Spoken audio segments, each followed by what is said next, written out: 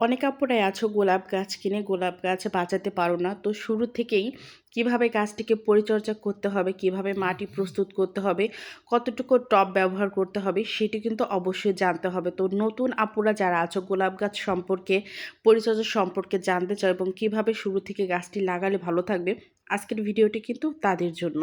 তো আমি এখানে 7টি চারা কিনেছিলাম, মাত্র 50 টাকা করে পিস এই চারাগুলো নিয়েছি।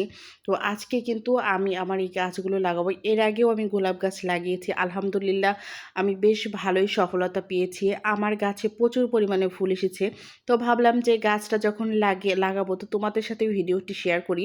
তো গাছের প্রতি গোলাপ গাছ কিন্তু আমার আগে পরে একেবারে লাগানো হয়নি।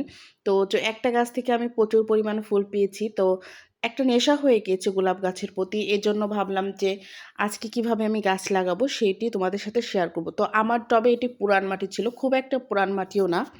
এই টবে এই মাটিতে এর আগে একবার মাত্র গাছ লাগানো হয়েছিল। তো গাছগুলো খুব একটা ভালো হয়নি। তো ২-১টা গাছ আর কি হয়েছে। তো বেশিরভাগ টবের মাটি ধরতে গেলে একদম মানে নতুন। তারপরেও আমি এই টবের মাটিগুলো একদম ফেলে খুব ভালোভাবে ঝুরঝুরে করে নেব। তো গোলাপ গাছের জন্য যেভাবে মাটি তৈরি করবে, তো গার্ডেন সয়েল এবং তার সাথে কিন্তু সাদা যে বালুটা সেটা কিছুটা পরিমাণ মিক্স করতে হবে। আর তার সাথে দিতে হবে ভার্মি কম্পোস্ট। শুরু থেকে কিন্তু এভাবে মাটি তৈরি করলেই হবে, বেশি কিছু আগে দিতে হবে না। গোলাপ গাছ লাগানোর শুরু থেকে এভাবে মাটিটা তৈরি করে নিলে তারপর কিন্তু আস্তে আস্তে স্টেপ বাই স্টেপ গোলাপ গাছের যত্ন করতে হয়। একদিনেই কিন্তু গোলাপ গাছের যত্ন করলে গোলাপ গাছ থেকে ফুল পাওয়া যাবে না। গোলাপ গাছে ফুল পেতে হলে কিন্তু প্রচুর ধৈর্য ধরতে হবে আর নিয়মিত করে কিন্তু গাছের পরিচর্যা করতে হবে।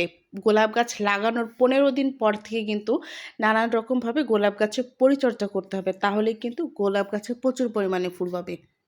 আর আমি এখানে মাটিটা খুব ভালোভাবে ঝুরঝুরে করে নিচ্ছি। এমনভাবে মাটিটা তৈরি করবে যাতে মাটিটা যেন ঝুরঝুরে হয়, কাদা মাটি না হয়। কাদা মাটি, কাদা টাইপের মাটি কিন্তু গোলাপ গাছ একদমই পছন্দ করে না। কেননা গোলাপ গাছ কিন্তু ড্রেনেজ টাইপের মাটি কিন্তু বেশি পছন্দ করে, যেই মাটিতে আর কি পানি খুব একটা ধরে থাকবে না। বেশি পরিমাণে মাটি কাদা কাদা থাকলে কিন্তু গাছ কিন্তু মারা যাবে। সুতরাং এমনভাবে মাটিটা তৈরি করবে যেন মাটিটা বেশ ঝুরঝুরে হয়, তাহলেই কিন্তু গোলাপ গাছ থেকে প্রচুর পরিমাণে ফুল পাবে। তো শুরুতে যদি মাটি ঠিকমতো প্রস্তুত করা হয় তাহলে কিন্তু তোমাদের গোলাপ গাছ থেকে অবশ্যই ভালো ফলাফল পাবে। তো এখানে আরেকটা বিষয় হলো যে টবে কী পরিমাণ আর কি শুরু থেকেই কতটুকু টব আমরা ব্যবহার করব সেটা কিন্তু অবশ্যই খেয়াল রাখতে হবে। শুরু থেকেই ৭ থেকে ৮ ইঞ্চি এতটুকুই কিন্তু টব ব্যবহার করতে হবে। শুরু থেকে কিন্তু বড় টব ব্যবহার করা যাবে না। ছোট গাছের জন্য শুরু থেকেই যদি বড় টব ব্যবহার করা হয় তাহলে কিন্তু গাছের গ্রোথটা ভালো হবে না।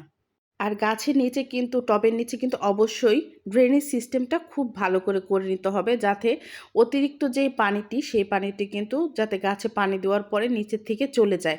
আরও একটা বিষয় খেয়াল রাখতে হবে, গাছে কিন্তু পানি থাকতে পানি দিবে না, কারণ পানি থাকতে পানি দিলে কিন্তু গাছের গোড়াটি নষ্ট হয়ে যাবে। এর জন্য অবশ্যই চেক করে নিতে হবে যে মাটিটি ভালো করে শুকিয়েছে কিনা। প্রথমবারে কিন্তু পানিটা বেশি দিয়ে তারপরে কিন্তু অল্প অল্প করে নিয়মিত পানি দিতে হবে, তাহলে কিন্তু গোলাপ গাছে খুব একটা সমস্যা হবে না। তো এইভাবে গাছ লাগিয়ে পরবর্তীতে কিন্তু নিয়মিত পরিচর্যা করলেই কিন্তু গাছে প্রচুর পরিমাণে ফুল পাওয়া যাবে। আরও একটি বিষয় হলো, গাছটি টবে সেট করে সাথে সাথে কিন্তু রোদরে দেওয়া যাবে না, অন্তত ৩-৪ দিন একদম ছায়ায় রেখে তারপরে কিন্তু রোদরে দিতে হবে। তো এভাবে যদি তোমরা গাছকে শুরু থেকে লাগিয়ে নাও তাহলে কিন্তু তোমাদের গাছগুলো ইনশাল্লাহ খুব ভালো হবে। তো আজকের ভিডিওটি এই পর্যন্তই। যদি ভিডিওটি ভালো লাগে অবশ্যই একটি লাইক কমেন্ট করে যাবে। আজকের মতো এ পর্যন্তই। আল্লাহ হাফিজ।